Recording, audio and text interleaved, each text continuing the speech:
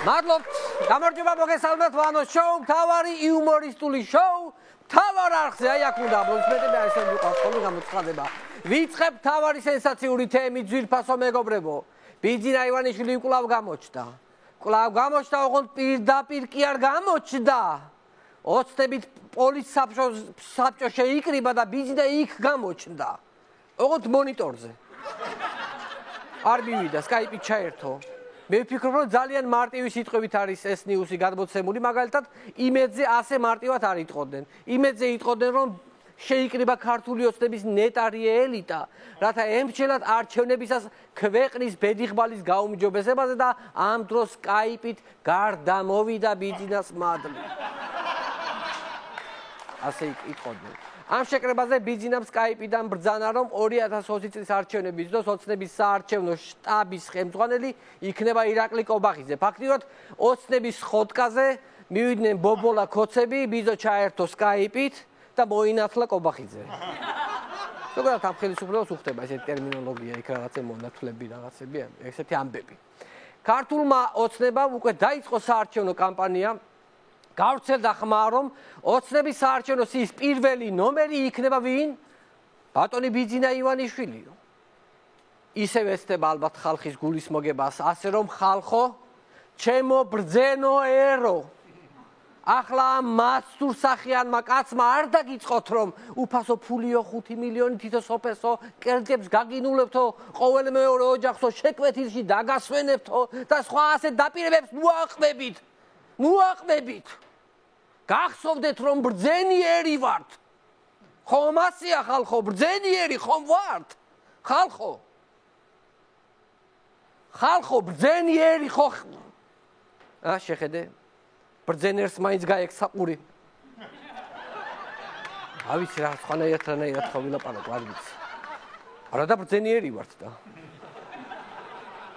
ივანიშვილი ალბათ არჩევნების წინა დღეს ისევ დაურეკავს თითო ამომრჩეველს და ჩაწერილი ხმით მოესიყვარულება.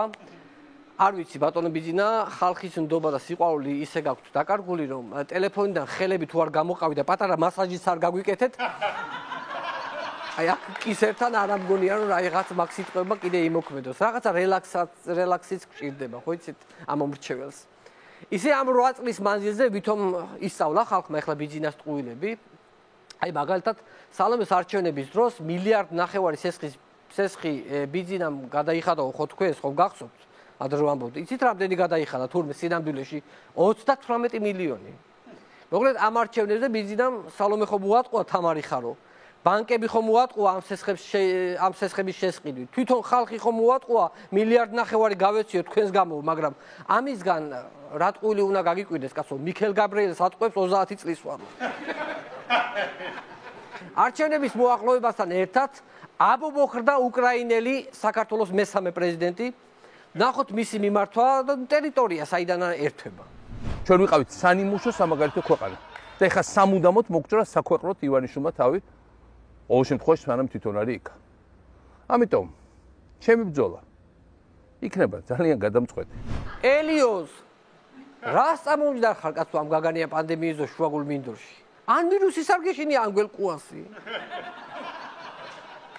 ელიოზ ისე არჩევნების მოგება გინდა მინდა არ მინდა ესეთი რეპრიზა მოუხდა ამ ვიდეოს მიმართვის შემდეგ სააკაშვილს ორი კითხვა აქვს ქართულ საზოგადოებასთან პირველი საქართველოში დაბრუნების შემთხვევაში დაუდგებით თუ არა გვერდით და მეორე რომელი სარცხის საშუალებით უნდა ამოვიყვანოთ ჯინსიდან ბალახის წვენი ეს არის მეორე შეკითხვა სააკაშვილმა ისიც თქვა რომ ახლა შევდივარო სპორტულ ფორმაშიო, ვემზადები გადამწყვეტი ნახტომისთვისო. ეთყობა ახლა რაღაცა სერიოზული ჭოკი აქვს ნაშოვნი, რომ გადმოხდება გადამწყვეტი ნახტომით პირდაპირ საქართველოში ეცემა.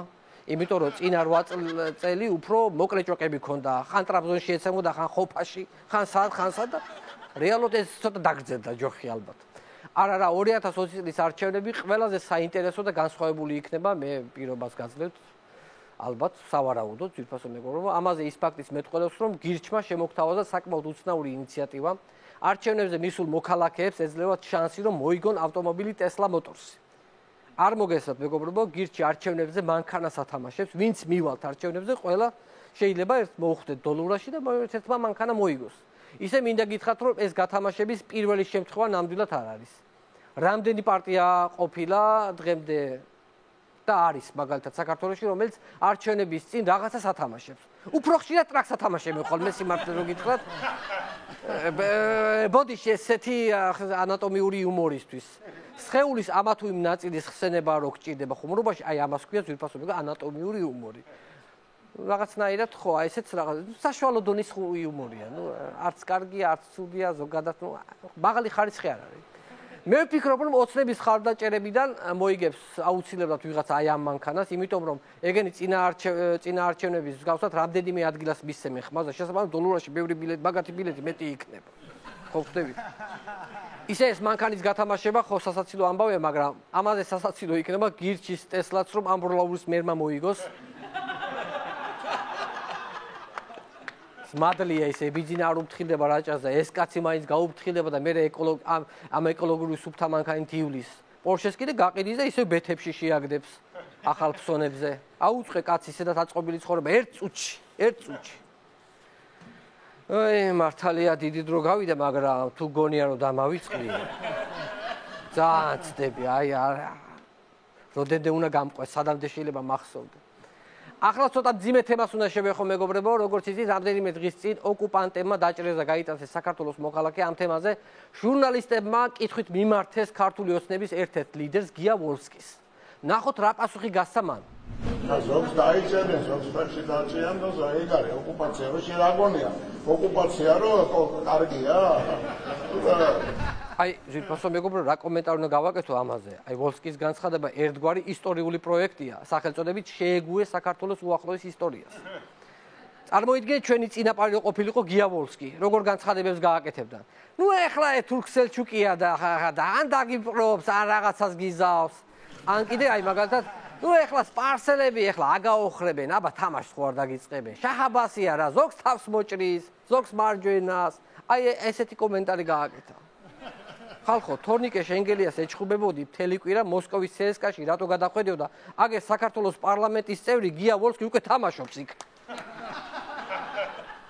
სამქულიანი ჩააგდო თავისი ენით.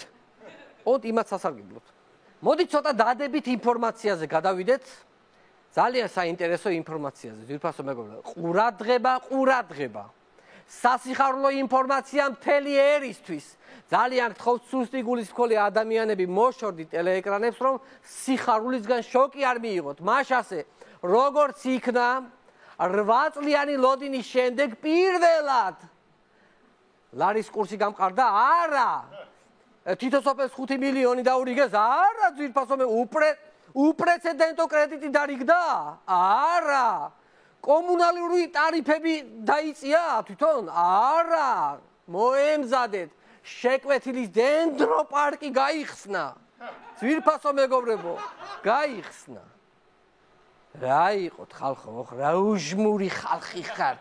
რა იყოთ? ამათ ხო ვერაფრით ვერ ასიამუნებს ადამიანი. ან შეიძლება გაუხარდა და მე ვერ ამოვიკითხე შეერსახეებზე, არ ვიცი, შეიძლება გაუხარდა თბილეც. დენდროპარკში შესვლა სულად უფასო იქნებაო ყოველ შემთხვევაში არჩევნებამდე. მოკლედ, ვინც ქართული ოცნება შემოხაზეთ, შეგიძლიათ მიხვიდეთ, დააკვირდეთ პარკში მოსწეინე არსებებს და გულში იფიქროთ, რა დააშავეთ ასეთი, რომ თქვენს მიერ არჩეული ერის მამა ცხოველებსა და ფრინველებზე უფრო მეტად ზღრუნავს, ვიდრე თქვენზე. გაიგებთ ამ დენდროპარკიდან რომ შეხვალთ შიგნით. დენდროპარკის გახსნის პარალელურად ბიძინა რაჭაში ჰექტრობით ტყეს შეხავს შაორთან, უკვე მე რამდენი წელია, ხედავთ როგორი ეგოისტიკაცია ბატონი ბიძინა ივანიშვილი თავის 8 წელიწადში შეკოწიწებულ დენდროს სამოთხეს დაფოფინებს და ღმერთის მიერ 7 დღეში შექმნილ სამოთხეს ანადგურებს. მე მაინც ფიქრობ, რომ კეთილი მიზანი ამოძრავებს ბატონ ბიძინას. აგერ უკვე მე რამდენი წელია ხეებს ჭრის, იქეთ მთების აფეთქებას უპირებს. ეთყობა რაჭა ძალიან გადატვირთული ეჩვენება ბუნებით და უნდა რომ რაღაცნაირი სადა იყოს რა, აი რაღაცა უფრო რაღაცა ისეთი რა, ცოტა გამოხშირული, ცოტა ისეთი, ძალიან გადატვირთულიც რო არ იყოს, რაღაცა არტი უნდა რომ იყოს თავისებური. მეგობრებო, ქვეყანაში მხოლოდ დენდროლოგიური არ არის, რაც ხალხისთვის კეთდება, მაგალითად კავთის ხევში საოცარი ბილიკი დააგო ჩვენმა ხელისუფლებამ, მოდით ნახოთ. ტროტუარი, რომლის ბოლოში 9-ია კასპის რაიონის მუნიციპალიტეტმა სოფელ კავთისხევში ხიდზე საფეხმავლო ბილიკი ისე მოაწყო, რომ ადამიანი თუ ყურადღებით არ იქნება, შესაძლოა პირდაპირ ხრამში აღმოჩნდეს. კადრები მთავარ არხს ერთ-ერთმა ადგილობრივმა მოაწოდა. ანუ ესე მოდიხარ ტროტუარზე, მოდიხარ და აი წინ უყურეთ რა. ვერსად ვეღარ გადიხარ. მოკლედ კავთისხევში ბილიკი მოეწყო, რომლის ბოლოში 9-ია. მეგობრებო, ვისაც დედამიწა მრგვალი გეგონათ, წარეთ ცდებოდით. ის ბრტყელია და კავთისხევის საფეხმავლო ბილიკის ბოლოს მთავრდება. სხვადასხვა ეს ბილიკი თურმე ყველაზე გრძელი ბილიკია მსოფლიოში. კავთისხევში იწყება და ზეციურ კავთისხევში მთავრდება. ისე რა არის ისეთ აი ეს თავარი არხი აშუქებს ასე ახლა მართლა რომ ვთქვათ ხო რომ ბილიკის ბოლოს ხრამში ვარდები თორე აბა იმედზე ნახე იმედზე როგორ გამოაცხადეს კავთისხევში მთავრობამ ხრამიდან ამოსასვლელი ბილიკი გააკეთა მე მგონია რომ მთავრობა უკვე პირდაპირ მნიშვნელობით ყრის ხრამში არ არის გამორიცხული ერთხელაც მთელი ერი თვალებზე შავნაჭერ აფარებულები მიგვიყვანონ ამ კავთისხევის უფსკრულთან და პირდაპირ გადაგვყარონ. ხრამთან ბოლოში ამ ბილიკის დამპროექტებელი მერი დგას და უკან მობრუნება თუ დააპირე, მუცელში გირტყავს ფეხს ესე.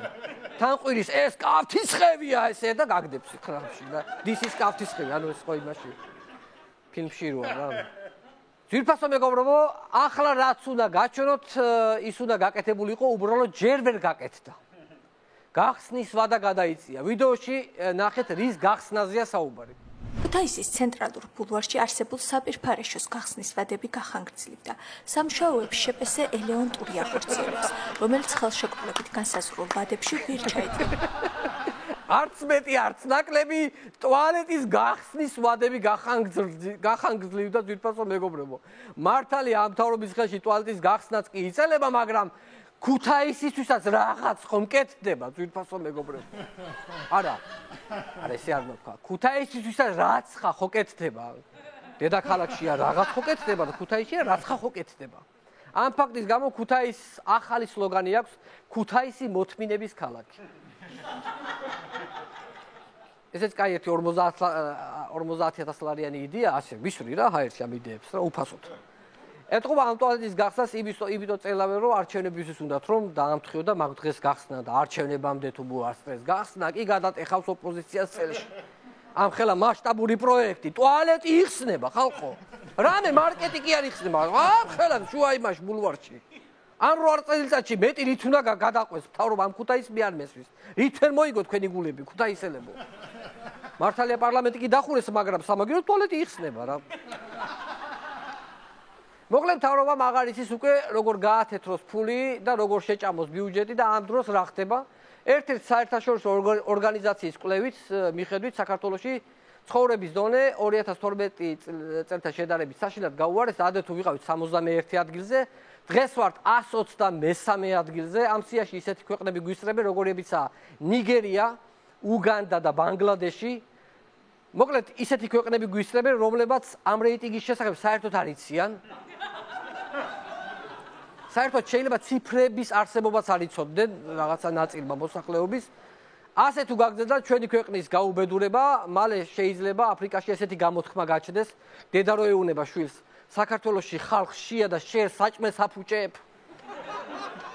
ქვეყანაში რენესანსის ხანა დაუდგა კონტრაბანდულ საქონელს, მაგალითად შარშან და შარშანწინ, თუ სამეგრელოში გადმოდიოდა კონტრაბანდული სიგარეტი, ახლა უკვე ქუთაისამდე ჩამოაღწია. კარგია, ცოტა ხანში მთლიან საქართველოს რომ მოიცავს, მერე შეიძლება ექსპორტზეც გავიტანოთ ჩვეულებრივად კონტრაბანდული სიგარეტი.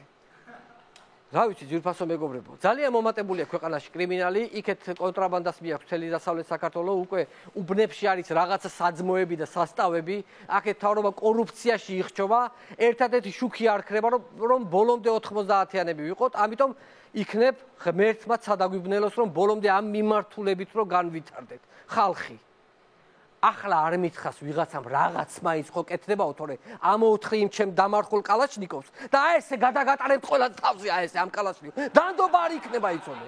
გესმით რას გეუნებით? ოე ალიორა, მოდი აქ ბიჭო რაღაცა, მოდი აქა. მოდი რა კიდე ჯიბეში მოდი აქ. დავე დახვი ახლა აქ და მიდი. მიდი თამუნა დავუკარ გამართე. ვიფასო მეგობრებო ჩვენ შოუს მუსიკა პერფორმენს ბენდი თამუნა ლეკოიცენ. გამართე.